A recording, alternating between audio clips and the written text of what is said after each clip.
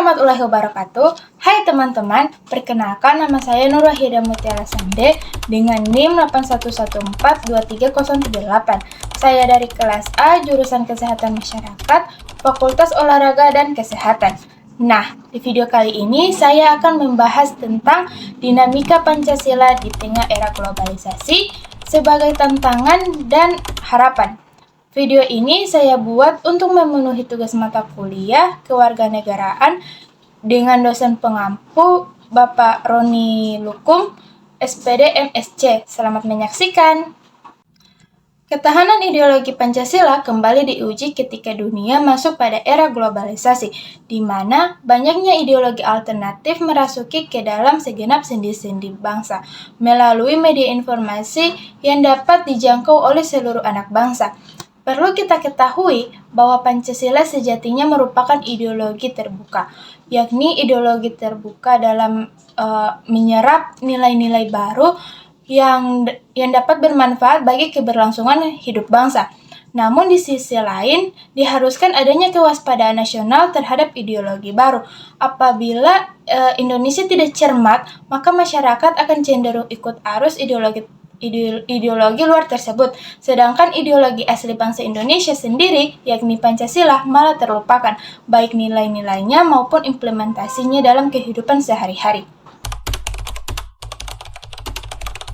Globalisasi sebenarnya sudah terjadi sejak abad ke-15 Masehi, saat bangsa Eropa melakukan penjajahan besar-besaran dengan berlayar mengarungi samudra.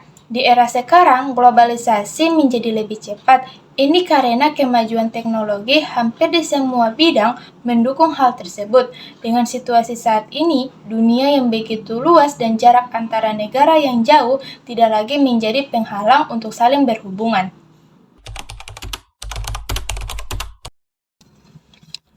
Pancasila sangat diperlukan pada masa globalisasi ini sebagai filter untuk memilih budaya yang dapat diterima dan bermanfaat bagi bangsa dan negara Indonesia.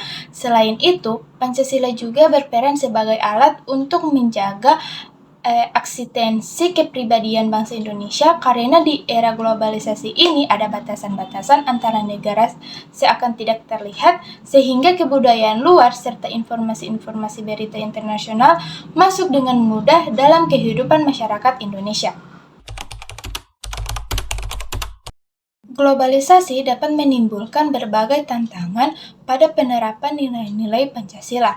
Perlu kita ketahui, terdapat 7 tantangan Pancasila di era globalisasi. Tantangan tersebut berkaitan dengan meningkatnya individualisme, kosmopolitanisme, hingga radikalisme. Tantangan pertama yakni menguatnya individualisme. Individualisme adalah paham yang mementingkan hak individu atau perseorangan, menyampingkan hak masyarakat umum. Pada era globalisasi, paham-paham terkait individualisme semakin meningkat. Hal ini seiring dengan meningkatnya kemudahan pemenuhan kebutuhan yang tak lagi harus dilakukan secara fisik. Sebagai contoh, bekerja, berbelanja, bahkan bersekolah sudah marak dilakukan secara virtual tanpa interaksi manusia secara fisik. Kondisi semacam ini semakin memperkuat paham individualisme. Paham individualisme sendiri bisa jadi melunturkan nilai-nilai Pancasila, menganut keyakinan bahwa manusia adalah makhluk sosial.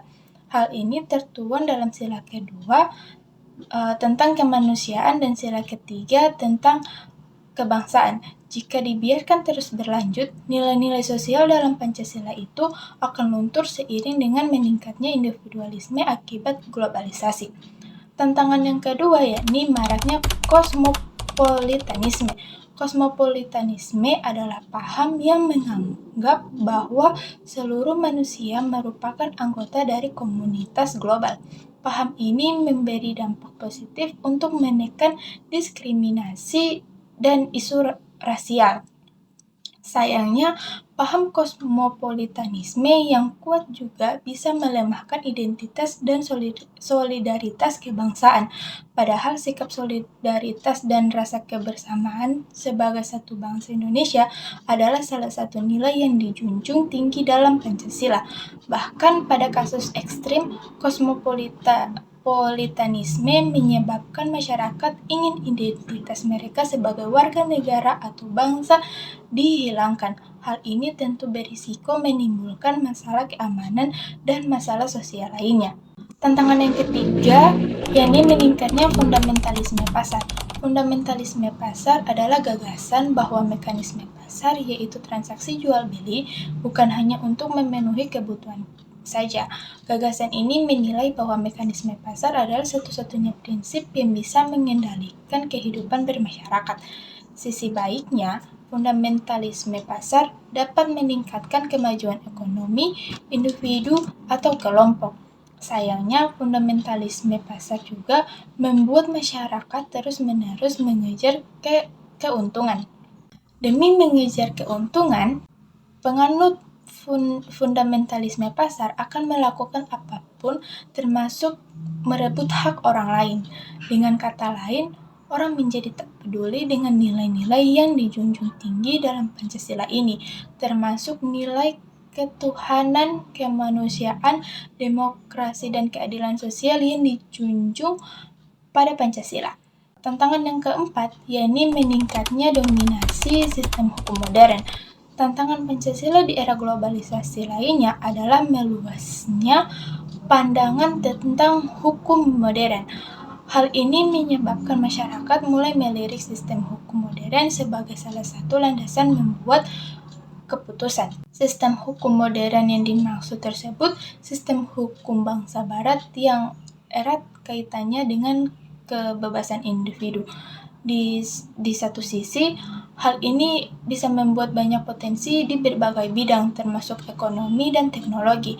Namun, pada banyak kasus sistem hukum modern cenderung mendukung fundamental pasar dan individualisme. Jika terus-menerus dirujuk sebagai landasan, maka sistem hukum modern bisa-bisa menggeser sistem hukum kerakyatan yang ada di Indonesia. Jika terus-menerus dibiarkan, maka kesenjangan ekonomi dan sosial dapat semakin tinggi. Tantangan yang kelima, yakni maraknya radikalisme dan ekstremis. Masifnya pertukaran informasi selama era globalisasi ikut menjambati penyebaran ideologi radikal dan ekstremis. Seperti yang diketahui, radikalisme dan ekstremisme adalah dua hal yang bertentangan dengan Pancasila.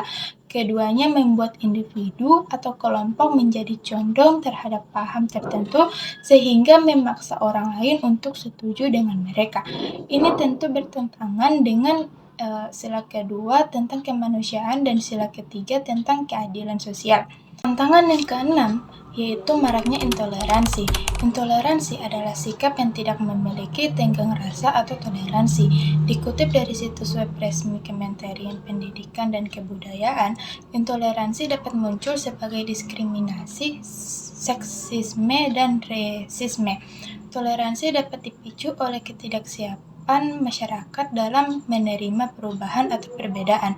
Pada era globalisasi, berbagai informasi tentang budaya, ideologi, nilai-nilai, dan agama dapat terekspos ke seluruh dunia. Sayangnya, tidak semua orang bisa menerima perbedaan tersebut. Akibatnya, orang-orang intoleran cenderung melakukan tindakan diskriminatif terhadap perbedaan baik secara sadar maupun tidak. Perilaku diskriminatif sendiri bertentangan dengan sila kedua Pancasila terkait kemanusiaan yang adil dan beradab. Tantangan yang ketujuh yakni mengabadikan Pancasila sebagai objek ilmu pengetahuan. Pancasila adalah ideologi yang mempersatukan seluruh bangsa Indonesia. Pancasila tentunya bisa dijadikan sebagai objek ilmu pengetahuan di dunia pendidikan Indonesia. Sayangnya, di era globalisasi ada banyak objek ilmu pengetahuan lain yang dinilai lebih penting untuk dipelajari daripada Pancasila. Akibatnya, banyak konstitusi pendidikan yang cenderung mengabaikan Pancasila sebagai objek ilmu pengetahuan. Padahal, nilai-nilai Pancasila penting untuk dipelajari sebagai pedoman menjadi bangsa Indonesia. Jika hal ini terus terjadi, nilai-nilai Pancasila akan semakin terkikis di kalangan para pelajar.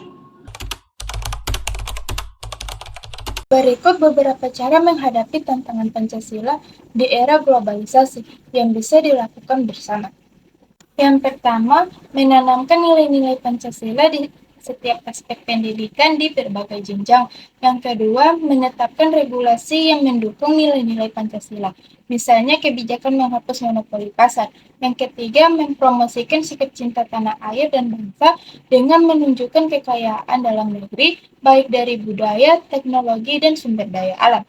Yang keempat, meningkatkan partisipasi masyarakat dalam mengambil keputusan dan menjunjung tinggi demokrasi. Yang kelima, mengidentifikasi kebenaran informasi sebelum mempercayai atau menyebarkannya. Yang keenam, berinvestasi di sektor pendidikan, kesehatan, dan kesejahteraan lingkungan untuk menciptakan sumber daya manusia yang berkualitas dan mampu bersaing di era globalisasi. Yang ketujuh, mengutamakan keberlanjutan lingkungan dan memastikan kegiatan ekonomi tidak merusak lingkungan. Yang kedelapan, menyusun regulasi yang adil dan tidak menyengsarakan rakyat sesuai sila kelima, keadilan sosial bagi seluruh rakyat Indonesia. Dan yang kesembilan, membekali anak-anak dengan nilai Pancasila sehingga bisa menjadikan bekal di era globalisasi. Mungkin hanya itu saja yang bisa saya sampaikan. Lebih dan kurangnya saya mohon maaf. Wabillahi taufiq hidayah. Wassalamualaikum warahmatullahi wabarakatuh. Bye-bye.